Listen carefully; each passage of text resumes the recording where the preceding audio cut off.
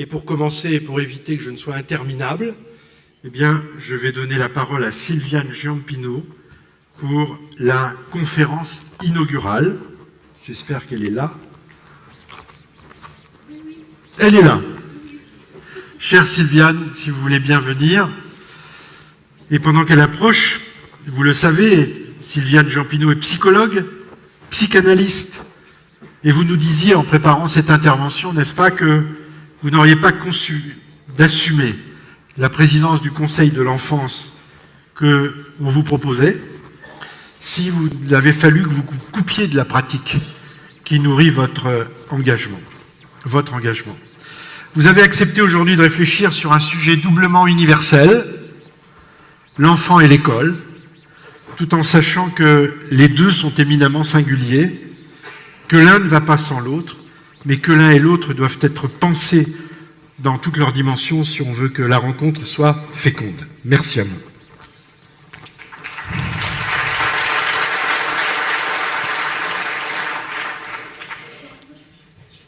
Il faut que j'aille là-bas, d'accord. Très bien, si vous le dites. Alors, j'ai l'autorisation de garder le micro en main. Ça, je peux. Parce que, vous voyez, là, c'est une question de centimètres. Les miens. Bonjour. Merci, Monsieur le Président. Merci, Monsieur le Directeur, pour cette chaleureuse introduction. Je suis vraiment touchée de cette invitation et je vous dirai peut-être en fin de mon exposé pourquoi. Alors, nous sommes réunis autour de ce mot magique, projet, cet autre mot magique, communauté éducative. Alors, dans votre argument de présentation, vous y allez fort. Le concept de projet d'établissement présumé fédérer les parties s'est usé. Annoncez-vous. Souvent, il se décline en catalogue d'actions, exercices imposés. Et évidemment, c'est ce qui caractérise les différents contacts et ce que j'ai pu lire de votre organisation, c'est que vous avez définitivement décidé de regarder ce par quoi et pourquoi vous travaillez. Alors,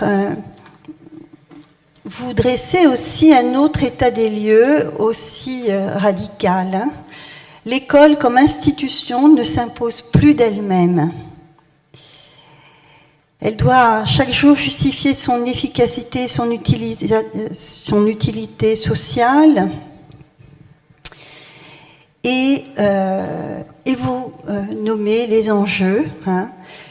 Finalement, à partir de ce qu'on va faire de l'école, comment nous allons permettre aux enfants, aux familles et aux personnes qui font l'école de croire à la vie en société, si elle n'est qu'un objet de consommation, de croire en l'éducation.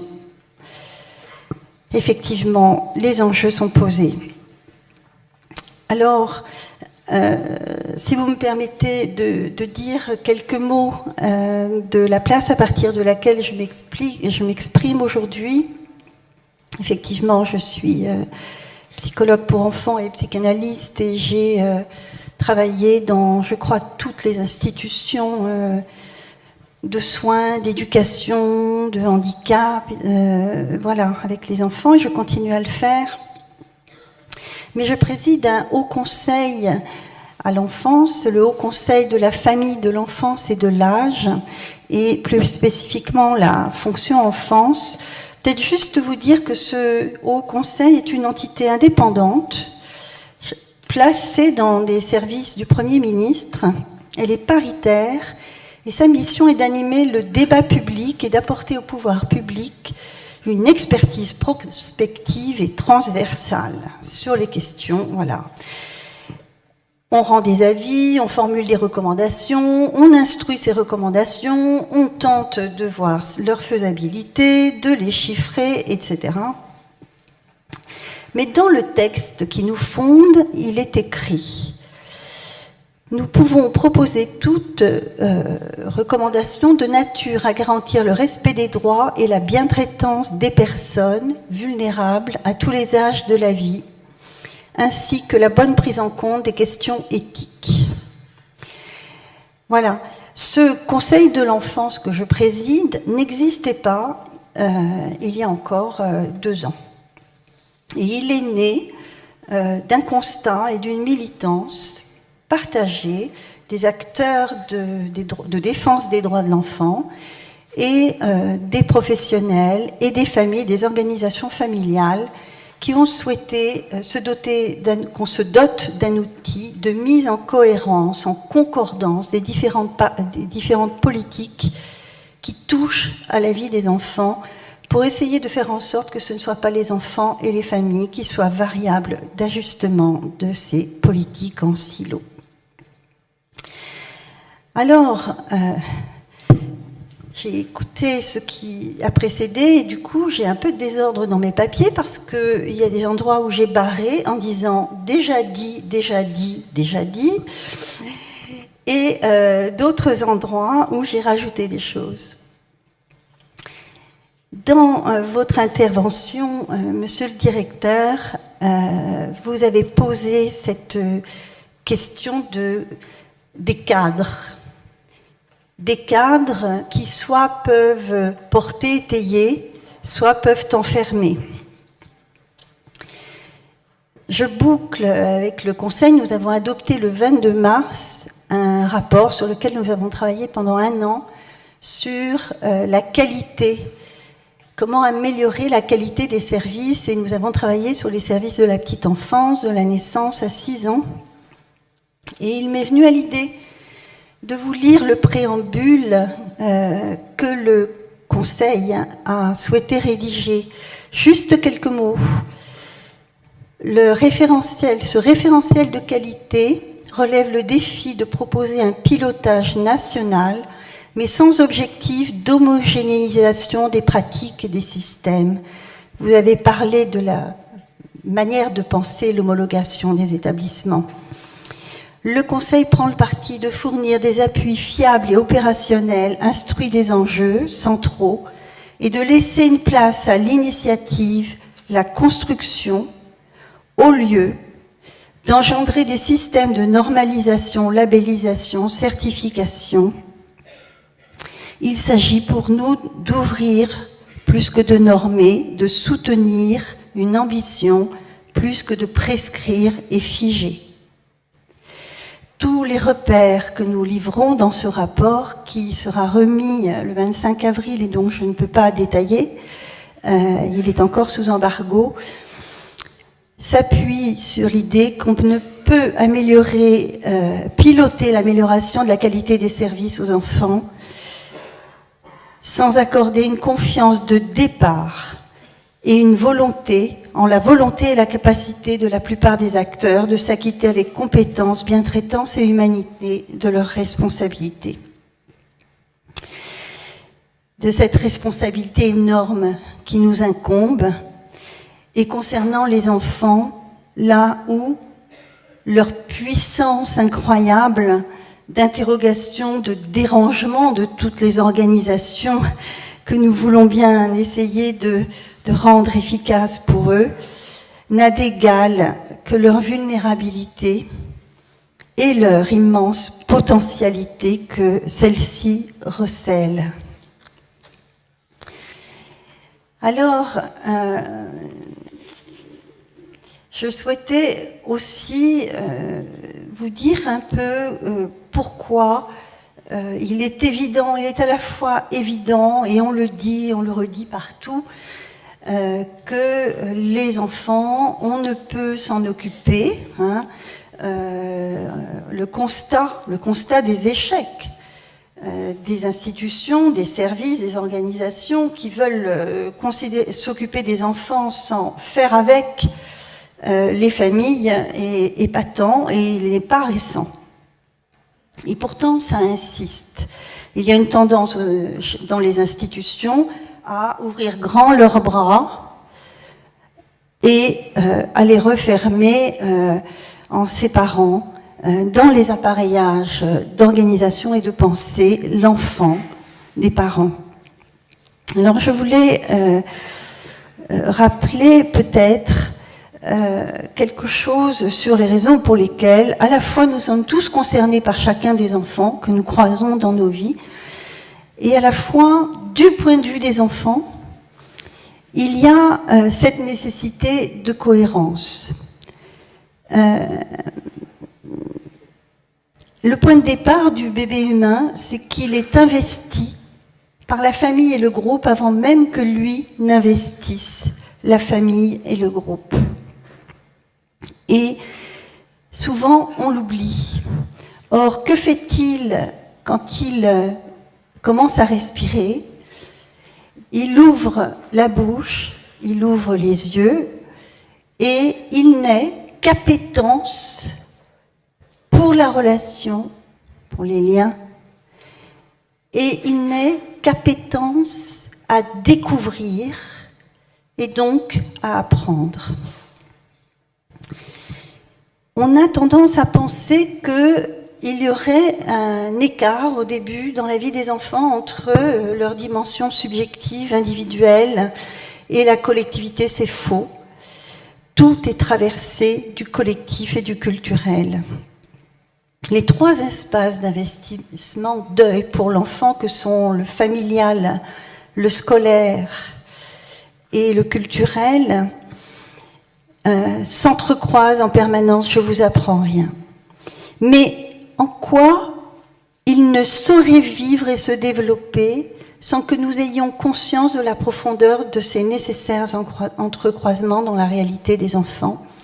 Eh bien, c'est tout simplement parce qu'il y a un tout petit mécanisme qui est nécessaire à la mise en place de la structure psychique des enfants, qui est le besoin de prendre appui sur une illusion qui est l'illusion d'une persistance atemporelle et invariable de l'ensemble dans lequel il évolue. Je vais m'expliquer.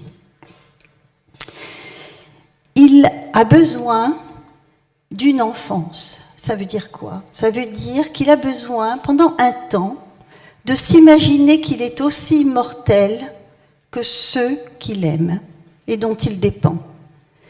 Il a besoin aussi de s'imaginer que le monde dans lequel il vit est un monde où il y a un ordonnancement qui fonctionne. Il a besoin, c'est un peu, vous savez, cette vieille phrase des leçons de morale des années 60, il faut une place pour chaque chose et que chaque chose soit à sa place. Eh bien, les enfants ont besoin qu'un minimum nécessaire de cohérence entre toutes les sphères qui s'emboîtent, entre leur père et leur mère, leurs frères et leurs sœurs, les environnements proches, il y ait un minimum de traverse cohérente entre toutes ces sphères. C'est ce sentiment de concordance entre le champ social, le champ familial et l'intérieur de lui-même qui constitue une sorte de réservoir de certitude minimale nécessaire à ce qu'il se pose comme existant, pas seulement vivant, mais existant.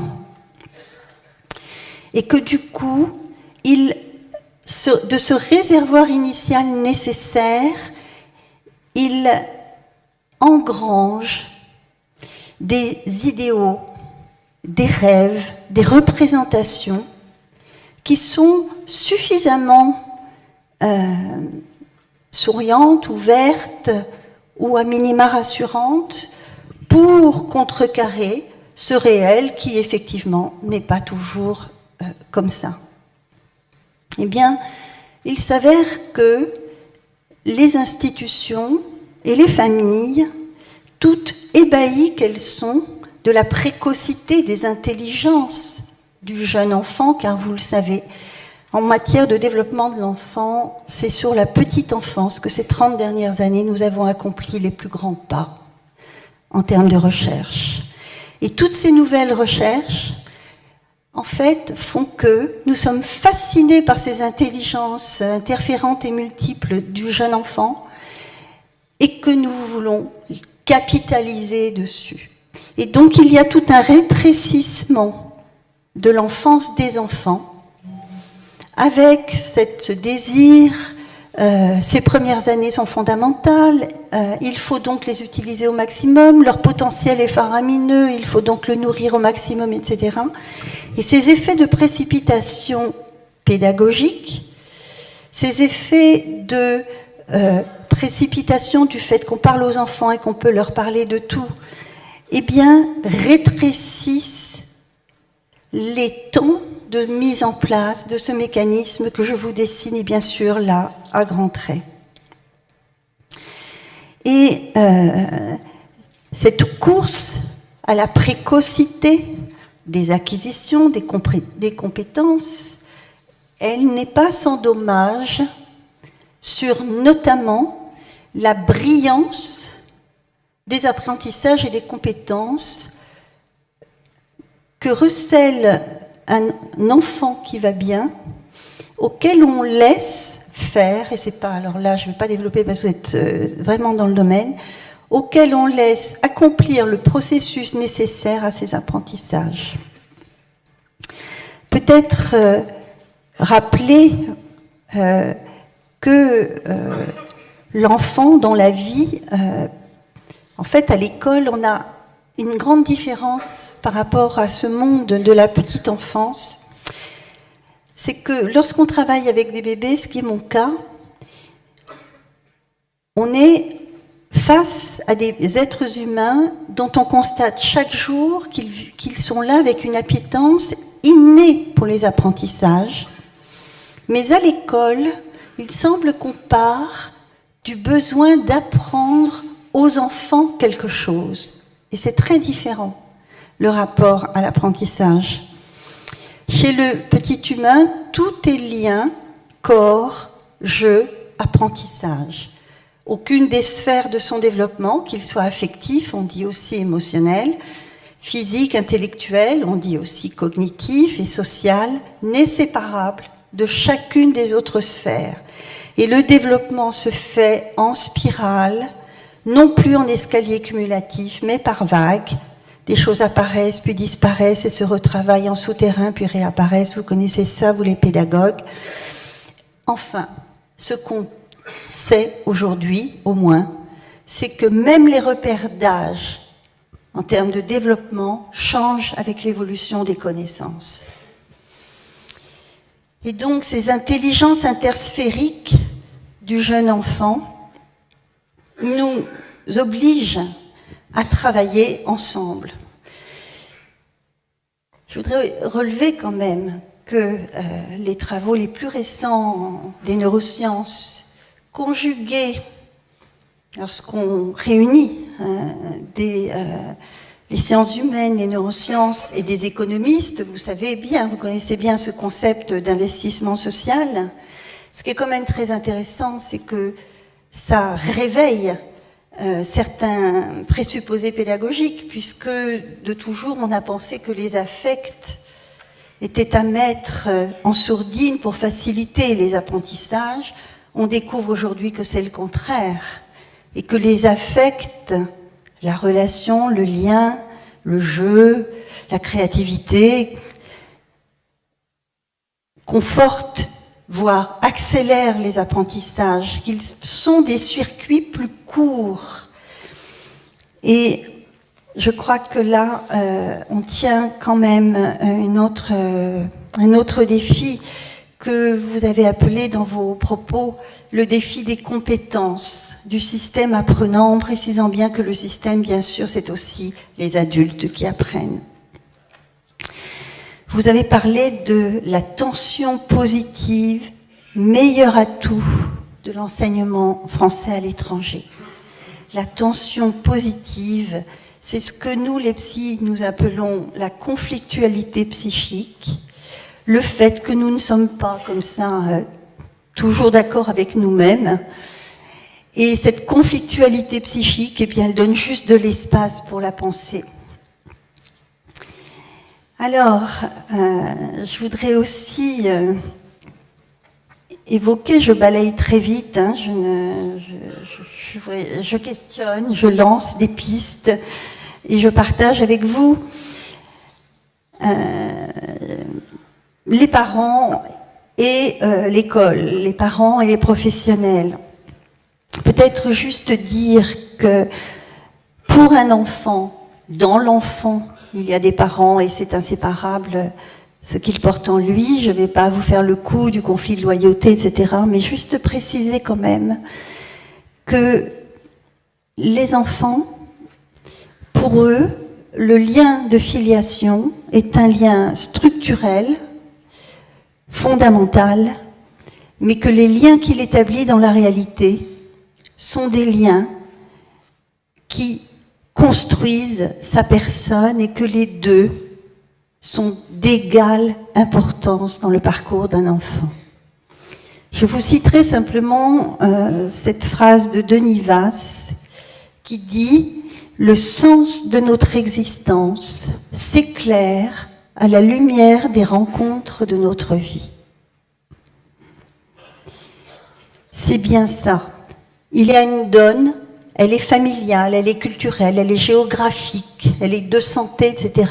Et tous ces gens qui vont être sur le chemin de vie, de développement d'un enfant, eh bien, ils vont pouvoir infléchir les trajectoires soi-disant prédestinées de la donne dans laquelle il a eu la bonne idée de naître. Car c'est toujours une bonne idée de naître, même quand parfois on se demande comment ils font pour choisir ces conditions-là, pour venir au monde. Nous avons au Conseil de l'enfance le premier rapport de ce premier conseil au Conseil de l'enfance en France est un rapport qui s'intitule « Les temps et lieux tiers des enfants et des adolescents hors maison et hors scolarité ». C'était une provocation à l'appareil d'État, c'est-à-dire que dans nos politiques publiques, l'enfant est pensé comme l'un des destinataires secondaires des politiques sociales et familiales, le destinataire privilégié des politiques d'éducation, et notamment et justement d'éducation nationale. Mais nous avons pu mettre en évidence qu'il y a quand même une vie des enfants qui n'est pas que famille et école. Et 25% du temps des enfants se joue dans ces lieux et espaces tiers. Et dans ces lieux et espaces tiers se trouve ce qu'un enfant peut justement choisir et vivre autrement. Alors, je n'ai pas le temps de développer, mais il y a là un nouvel objet de politique publique qui s'est dessiné. Peut-être vous avez insisté aussi, messieurs, sur cette particularité extraordinaire de votre association. Et j'ai quand même envie de rappeler que, quelles que soient les parties du monde, il y a une universalité de la fonction parentale. Quelles que soient les parties du monde, les formes de famille, les modes de vie, il y a 4 petits repères qui me semblent être des invariants. Les parents sont en place d'installer les bases de sécurité relationnelle avec leurs enfants dès le début et de la nourrir ensuite. Au sortir du liquide du ventre de la mère, l'enfant baigne dans ce bain inaugural qui devrait être celui d'une affection inconditionnelle dans les soins, les maternages, les jeux. Et au moment de sa totale vulnérabilité, il acquiert les bases nécessaires pour la suite. Le deuxième point, c'est la confirmation de la filiation et l'introduction à la différence des générations. J'y reviendrai peut-être dans ma conclusion. Il faut qu'un enfant ait pu, ne serait-ce qu'un moment, être reconnu et honoré comme descendant de ses parents et de ceux qui les ont précédés. Car ça va le guider non seulement dans sa place vers sa famille, mais aussi dans la société, et comprendre et nourrir et accéder au sens de ses devoirs envers les autres. La place dans les générations reconnue, c'est la place dans la société et le monde. Le troisième point, les parents sont porteurs, sains ou inconscients, conscients ou inconscients, de la différence des sexes et de la transmission du désir de devenir parent à son tour, quelles que soient les modalités choisies et quelles que soient les situations. Ce sont d'abord le père et la mère ou les adultes qui les représentent qui vont l'aider à se découvrir petite fille ou petit garçon et comprendre ce truc qu'il a bien du mal à encaisser, que ça ne va pas changer comme ça, et qu'il deviendra femme, homme, légitimé s'il le désire à devenir mère ou père à son tour.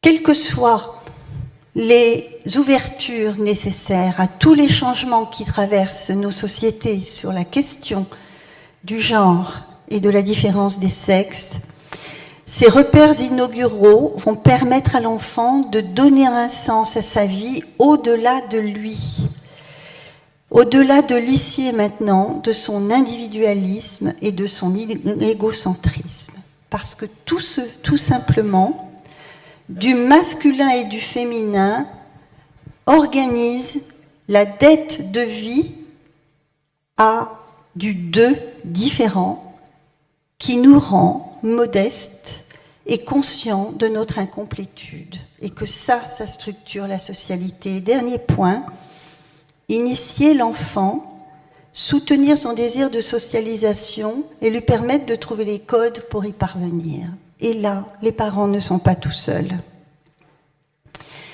Vous voyez que on peut considérer qu'il est impossible pour un enfant de déployer ses capacités s'il ne sent pas que les gens qui s'adressent à lui hors famille respectent en lui, même sans les connaître, les coordonnées de ceux qui l'ont porté à la vie. Alors,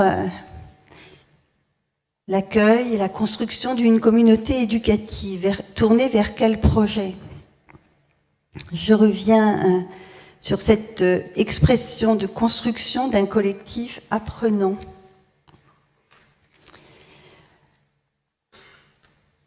La réunion des forces suppose un horizon commun et lisible. Une culture d'établissement non pas comme un projet institutionnellement obligé, mais comme fond commun de principes, d'intentions et d'actions, écrivez-vous. Et vous concluez dans votre invitation à ce congrès, on en vient forcément à la notion même de culture commune en utilisant l'image de la boussole. Pourquoi ai-je immédiatement... En fait, je suis dans une situation de pression professionnelle énorme. Et donc, en préparant cette intervention, cette nuit, je me suis dit, mais pourquoi ai-je accepté cette invitation tout de suite? Et d'abord, je dois dire, parce qu'elle m'a été portée en main propre par Pascal Toscani, dont je suis le travail déclivant entre les approches, entre l'université et le terrain et les disciplines qu'elle accomplit depuis des années. Mais aussi, vraiment, je suis heureuse d'être parmi vous et très touchée d'avoir été conviée à ouvrir ce congrès par mes propres questionnements, idées, convictions. Mais c'est aussi, je dois dire, ça a été confirmé par une réponse à votre provocation. Là encore, dans ce que vous avez écrit, que j'ai reçu assez tôt, vous affirmez, la MLF affirme clairement, la culture commune, c'est celle de l'enseignement français dans ses principes philosophiques et moraux, ses contenus et leurs caractéristiques propres. Je me suis dit que vous étiez un organisme intelligent, mais aussi, et c'est suffisamment rare pour être souligné, une association innovante dans ses actions et courageuse dans ses bases. Le texte souligne encore combien les parents ont besoin de comprendre ce qu'est l'enseignement français et de se convaincre qu'il est porté par un établissement à leurs yeux efficace. Vous précisez qu'il faut cerner, par exemple, la différence fondamentale entre le pragmatisme anglo-saxon qui construit la société à partir de la personne et le rationalisme français qui la pense à partir du citoyen. C'est déjà entré dans des principes organisateurs de deux écoles radicalement différentes.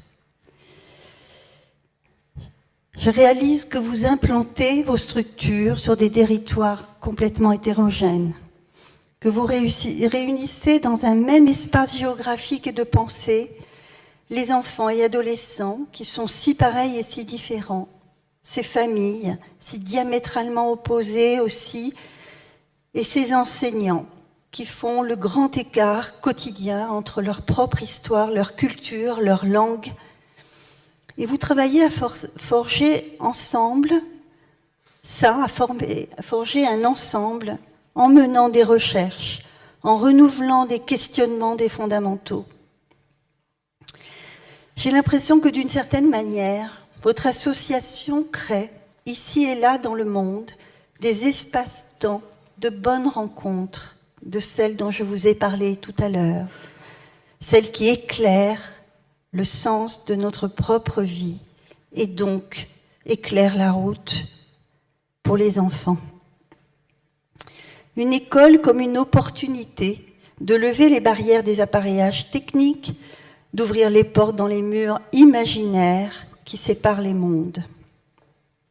Alors sur cette différence entre le pragmatisme anglo-saxon et le rationalisme français, j'aurais envie de dire que sur l'efficacité, entre les modèles, quelque chose va bien au-delà.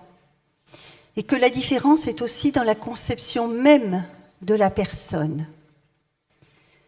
Mesurer l'efficacité d'un système par son adaptation au monde futur, à partir d'une projection sur l'avenir, en continuité au fond, de l'état du monde dans lequel l'enfant est en train d'être éduqué et voué à l'échec.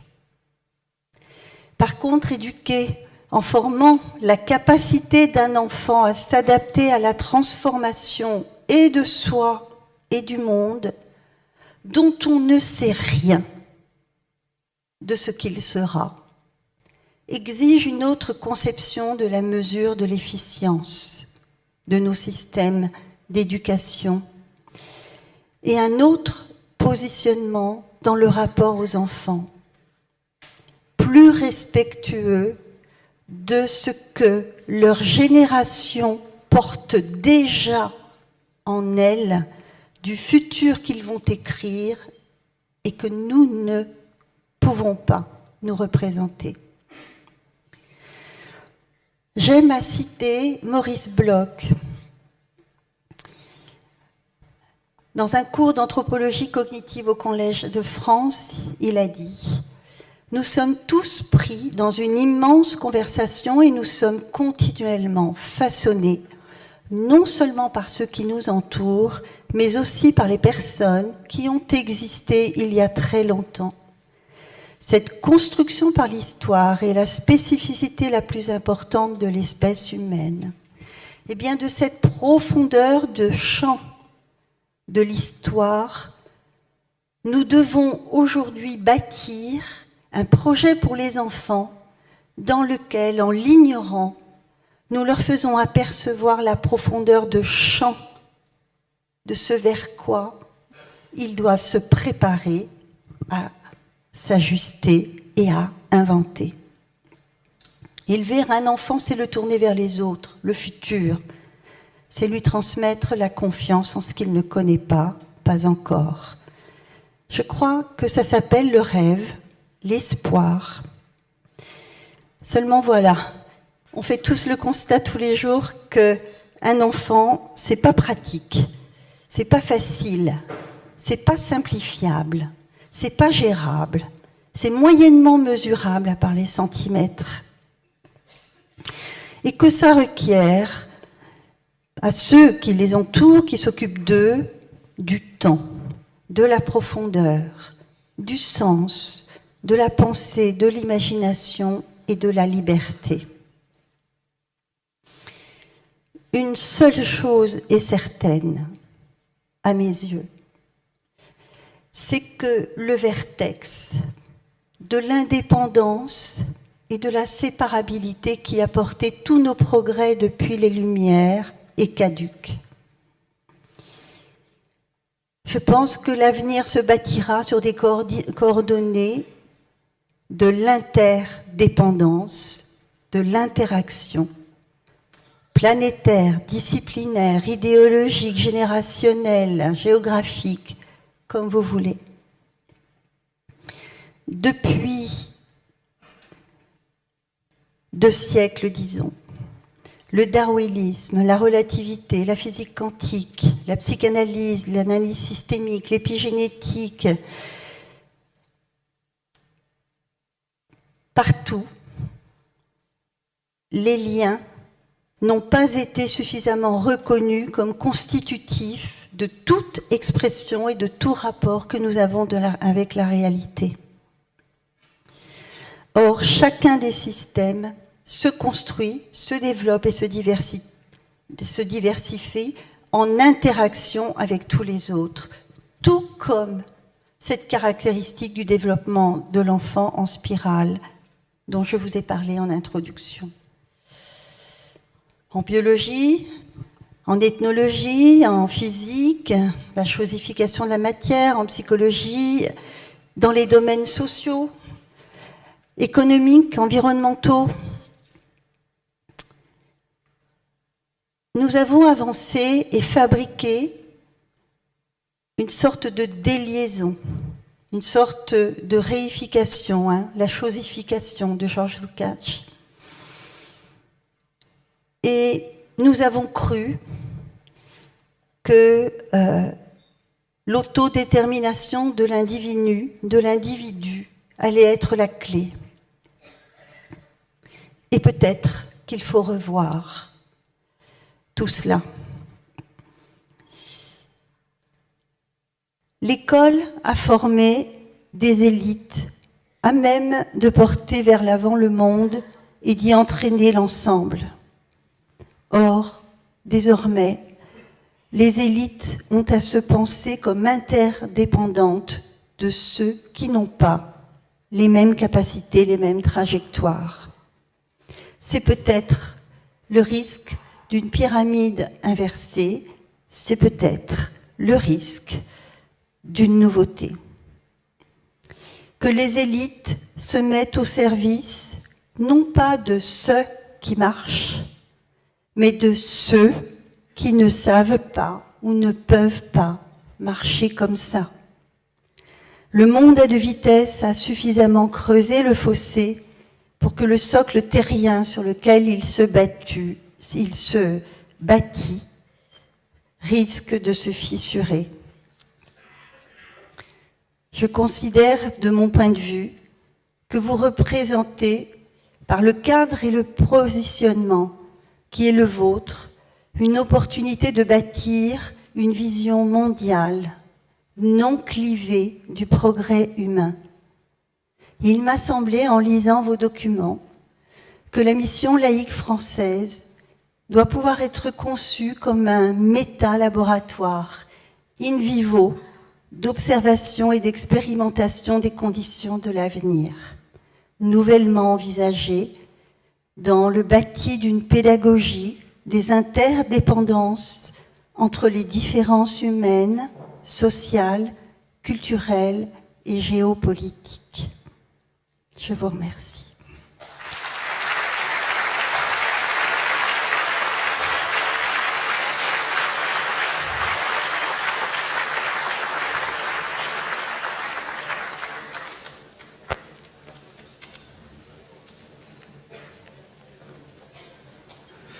Merci Madame la Présidente, chère Sylviane Jampineau. Est-ce que vous accepterez de répondre à quelques questions s'il s'en trouve? Quelques questions avec un micro qui pourrait circuler dans la salle, c'est possible? C'est possible ou c'est pas possible? Oui. Formidable. Oui. Alors, allons-y. Xavier Noz, directeur du lycée Nar Ibrahim au Liban.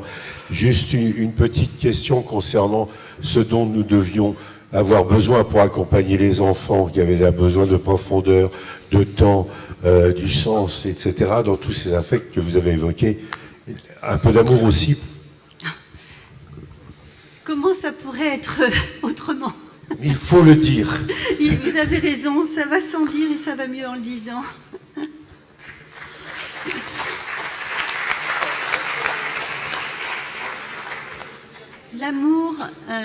L'amour des enfants, mais aussi l'amour du travail que nous faisons avec les enfants.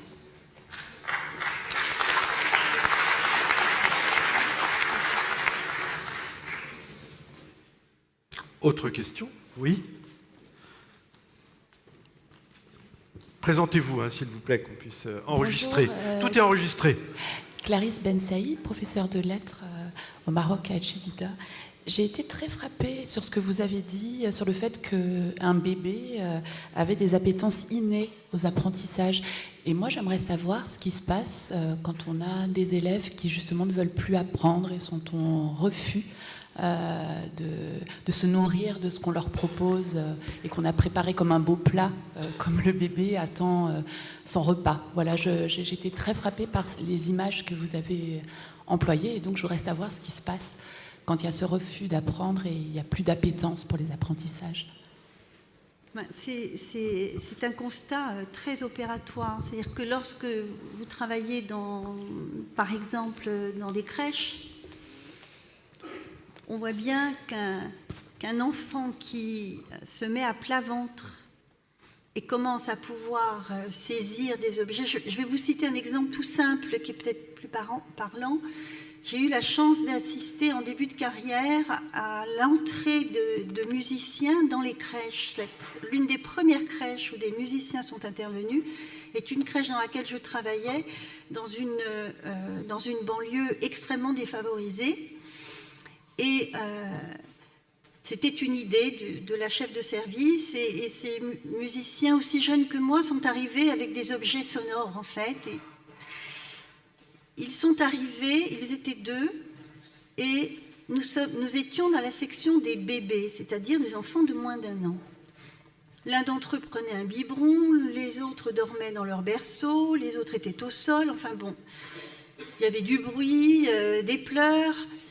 Ces musiciens sont arrivés, ils ne connaissaient pas ce monde de l'enfance et ils se sont posés dans un coin et simplement ils ont sorti leurs objets sonores avec tout l'art et la délicatesse que peuvent avoir les artistes par rapport à l'objet de leur art.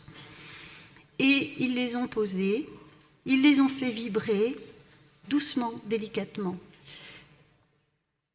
Les enfants ont prêté attention, puis sont revenus à leurs activités, puis sont revenus sur ces objets et progressivement ont cherché à les atteindre, ont tendu la main, ont tendu du regard, etc. On a favorisé cela et nous nous sommes rendus compte au bout de 10 minutes qu'en fait s'était instauré un dialogue sonore entre les enfants qui non seulement avaient manipulé par hasard et produit par hasard les choses, mais qu'ils avaient établi un lien entre eux à travers ces objets.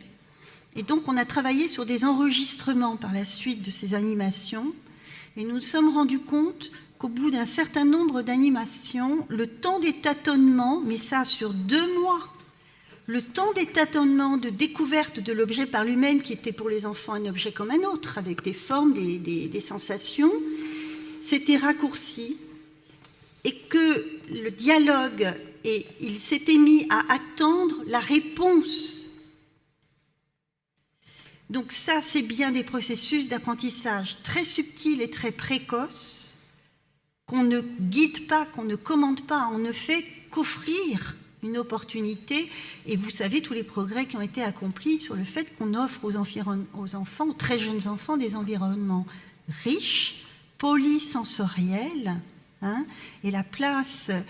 Nous avons permis de faire signer un protocole d'accord entre le ministère de la Culture, le ministère des Affaires sociales et de la Santé pour que l'éveil culturel et artistique fasse partie de tous les lieux où se trouvent les enfants pour des raisons vraiment d'utilité et éducative et de relation, et permettre que les enfants, en grandissant, ne referment pas leur capacité olfactive, auditive, etc. Parce que vous savez que c'est ça le problème, hein, c'est que tout petit, leur perception et leur capacité multimodale et polysensorielle sont énormes. D'ailleurs, ils sont totalement envahis par ça. Puis peu à peu, et c'est normal, en grandissant, des choses se referment. Donc tout l'enjeu des pédagogie en prime éducation, c'est bien que ça se referme le moins vite possible. Voilà. Est-ce que je réponds? Je ne sais pas, mais... Merci. Une 3e question. Samantha Casbonne voulait poser une question.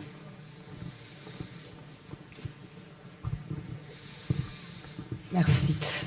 Oui, madame, tout à l'heure, vous abordiez la parentalité à travers le père et la mère. Je me posais la question, vu l'évolution de notre société, est-ce que vous l'avez volontairement réduit au titre de père et de mère, ou est-ce que vous l'imaginez beaucoup plus large, tel que l'est aujourd'hui notre société?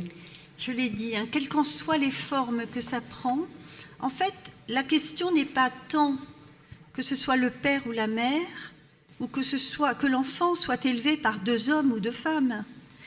La question est simplement que les adultes tutélaires, et notamment ceux qui sont inscrits dans une filiation, quelles qu'en soient les modalités, par adoption, voilà, ceux qui occupent cette place-là, aient à l'esprit que l'espèce humaine est composée de 2 catégories, dont aucun de nous est le porteur global. Voilà, tout simplement. C'est-à-dire que 2 hommes peuvent élever un enfant du moment qu'ils peuvent se souvenir eux-mêmes qu'il y a du féminin et du masculin qui a permis qu'ils soient eux-mêmes engendrés. Hein? Qui a demandé un micro? Non? Personne?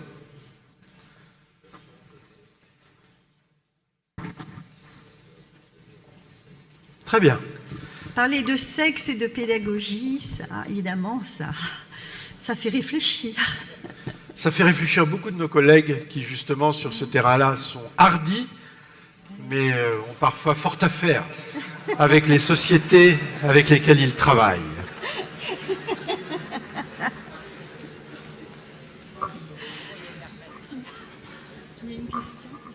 Une dernière question? Bonjour, Nicolas Léger, professeur de philosophie à Florence. Je suis ici, voilà. Il y a 2 choses qui m'ont marqué dans votre propos. Vous parliez que le projet des Lumières, d'une certaine manière, ou une anthropologie des Lumières, était caduque. C'est un point qui est intervenu. Et vous avez parlé d'un autre côté de l'universalité, de la parentalité. Et la question qui se posait dans l'enseignement français, il y a une crise de l'universalisme en ce moment, et la question que je vous pose par rapport à votre expérience et vos connaissances, Est-ce qu'on peut envisager un universel que les professeurs, que l'école inventent? Ou est-ce que l'universel serait quelque chose qui est toujours donné? Donc à partir de quoi construire nos enseignements? Mais est-ce qu'on peut imaginer que justement l'école soit quelque chose qui fonde un nouvel universel? Alors, vous l'avez compris, hein, parentalité, parenté, bien sûr, on fait la différence, et voilà. Sur l'universalité, la crise de l'universalisme, elle est quand même... moi, je vais la prendre par un autre biais. En termes de politique publique, et donc d'éducation, de santé, de soins, etc., le système libéral oriente depuis très longtemps vers des politiques ciblées sur des catégories de population, sur des catégories de problèmes, etc. Et ça menace une pensée universaliste en appui, là pour le coup, sur le système de valeurs des Lumières et de l'humanisme, et de l'universalité de l'universalisme. Voilà, de l'humanisme. Par contre,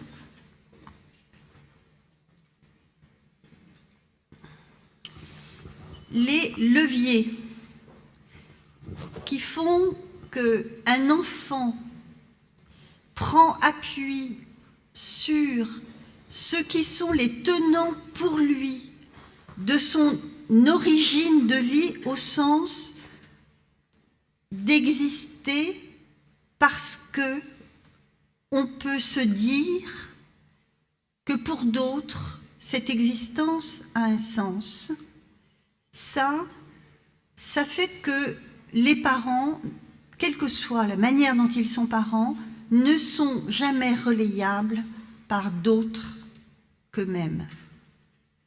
Je vais prendre des exemples plus précis.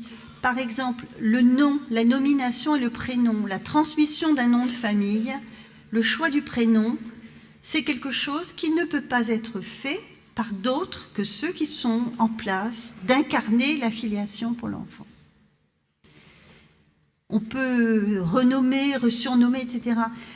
Le DIP, le fait qu'un enfant repère quelles sont les personnes, quelle est la place des personnes avec lesquelles il ne pourra pas engendrer, et ça varie là d'une société à l'autre, hein, il faut bien qu'il ait la notion de famille pour savoir où sont les contours et les êtres avec lesquels, dans tout système, on ne peut pas faire d'enfant, même si les règles varient d'un endroit à l'autre.